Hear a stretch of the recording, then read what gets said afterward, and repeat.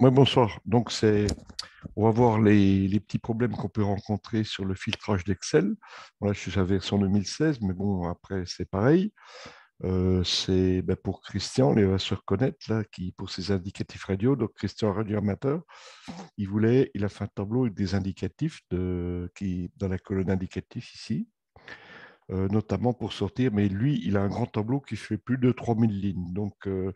Ça peut causer effectivement, pour quand on filtre sur des grands tableaux, il faut avoir le bon affichage, même si on fiche les volets au-dessus. Bon, là, je peux zoomer un petit peu pour un bon, voilà, je ne sais pas si ça va bouger un petit peu, pas trop, pour que j'ai la visu sur toute la colonne. Voilà, jusque-là. Donc, on va rechercher, par exemple, là, c'est un indicatif F0, ben, c'est un français. SB, bon, et on va filtrer les SB. Ceux qui commencent par SB, c'est l'île de Chypre, ben, pour information. Donc, voilà, bon, donc on va les mettre, par exemple, déjà, au départ, pour les visualiser, on va faire une mise en forme conditionnelle qui est très utile. Puis on va les afficher. Il va nous les mettre dans une couleur. On va leur donner une mise en forme conditionnelle qui n'agit pas sur le filtrage, hein, c'est indépendant. Pardon, là, qu'est-ce que j'ai fait? Je recherche règle de surveillance des texte qui contient. Voilà, SB. SB, donc il va nous les mettre en rose. Là, donc on en a dans la colonne A. Ben, les autres colonnes, c'est des colonnes bidons, hein. J'ai mis des colonnes de la colonne quand, la colonne à rester sur des colonnes bidons. Donc, c'est pour bien montrer notamment à Christian l'influence d'une insertion de ligne vide ou d'une insertion de ligne qui a des données, mais différentes d'indicatifs. Deux cas possibles qui perturbent, à mon avis, le filtrage quand on filtre, pour ceux qui connaissent bien le filtrage. Donc, euh, donc là, on en a, en fait, dans la colonne A, on a 7 indicatifs de radioamateurs qui commencent par SB. 1, 2, 3.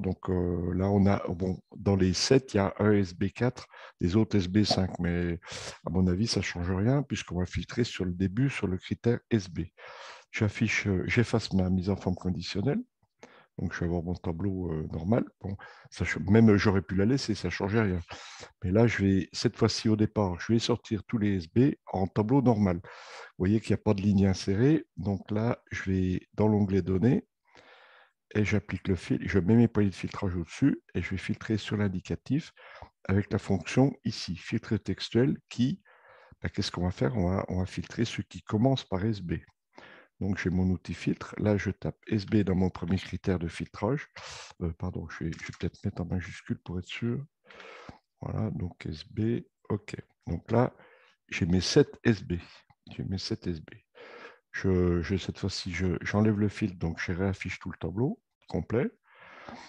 Pour pas que ça soit lié au filtrage, ce qu'on va faire, je vais carrément enlever les poignées de filtrage. Puis, par exemple, bon, on sait où ils sont, hein.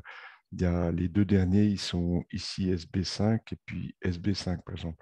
Donc, au-dessus de ces lignes-là, à peu près au hasard ici, je vais insérer une ligne vide. J'insère une ligne vide ici. Et puis, cette fois-ci, je vais refiltrer pour voir ce que ça donne. Donc, je sélectionne mes en-têtes où je vais mettre mes poignées, je filtre. Et cette fois-ci, avec une ligne vide insérée, hein, on est bien d'accord, la ligne 14 est une ligne vide, même si elle est quadrillée, il n'y a pas de données dessus. Je reprends l'outil de filtrage, commence par SB. Voilà, je mets mon critère SB. Voilà. Et vous voyez que là, on n'a pas tout à fait la même chose. Donc, ça, on a les 1, 2, 3, 4, 5. Je pourrais même faire je pense que ça fonctionne, même la mise en forme conditionnelle là-dessus. Je reviens à l'onglet Accueil, mise en forme conditionnelle, règle de surbrillance, texte qui contient SB. Je pense qu'il va me les mettre voilà, sur l'état du tableau filtré. Donc, il y en a deux qui sont en dessous, mais bon, les lignes filtrées, effectivement, à mon avis, elles sont en bleu ici, et avec le bleu au début la ligne 3, la ligne 6, 7, 8, 9. Bon, les autres, ils apparaissent quand même dessous, mais ils sont pas. Il y a le saut de ligne, hein, il y a le saut de ligne quand même. Bon, tiens, je m'amuse à laisser la mise en forme conditionnelle, j'efface le filtre. Donc là, je retourne sur Données, j'enlève les poignées de filtrage. Cette fois-ci, qu'est-ce que je peux faire? Je vais mettre ici, par exemple, sur la ligne 14, c'était une ligne vide, et je mets une cellule non vide, je vais mettre Toto dedans, par exemple. Voilà. Je mets n'importe quoi, je vais mettre, voilà, j'ai mis Toto, donc on va mettre une petite couleur dessus, on sait que c'est là. Et puis cette fois-ci, je retourne en outil filtrage, donc je vais sélectionner mes en-têtes, je vais voir ce que ça donne.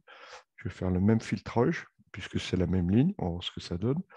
Donc je vais sur l'onglet données, je mets mes poignées, je filtre sur le textuel, commence par SB, je valide. Et là, je les ai tous. Donc pour Christian, précisément, tu vois, là, Christian, j'ai sorti les 7. Simplement par le fait de rajouter Toto, donc là, pour avoir la confirmation, je vais reprendre le tableau complet, on va refaire à l'envers. J'enlève carrément, je reviens en tableau non filtré. Je peux faire même sur une autre. Non, je vais rester sur la même ligne. Donc là, je supprime cette ligne où il y a Toto. Et au même endroit, je réinsère une ligne vide. Insertion. Voilà. Donc on a bien une ligne vide. Je retourne pour filtrer. De la même façon, je prends les poignées. Je filtre ici avec le filtre textuel. Commence par SB, comme toujours. Et j'obtiens quoi? J'obtiens j'obtiens cette fois-ci, c'est-à-dire qu'on s'aperçoit quand même que la ligne vide qui a été insérée me fait une coupure. Il y a les 1, 2, 3, 4, 5, les 5 premiers. Les autres, ils apparaissent quand même, les SB, mais dessous. Hein, et ça, le fait de faire une mise en forme conditionnelle n'affecte pas. Hein.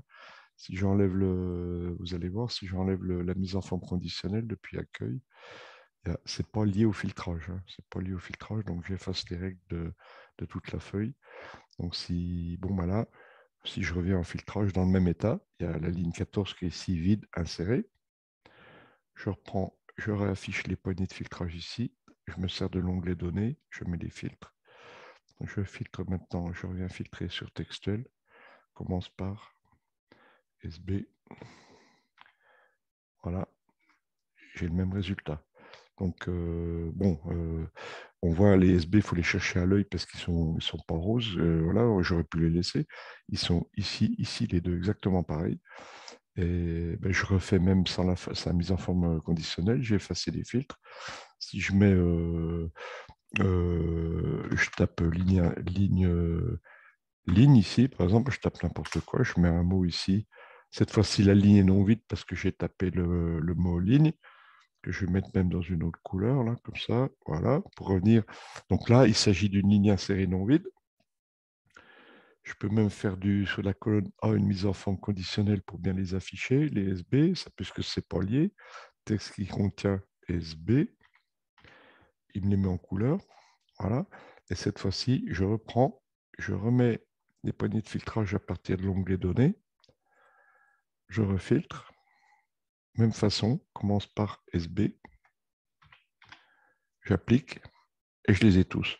Je les ai tous. Pourquoi? La différence, c'est que simplement parce que j'ai une ligne non vide. Hein. Voilà, donc j'efface le filtre, je réaffiche, voilà. Donc je les ai eus tous précédemment, simplement parce que j'ai saisi le mot ligne dans la cellule B14. Et voilà, bonne soirée à tous.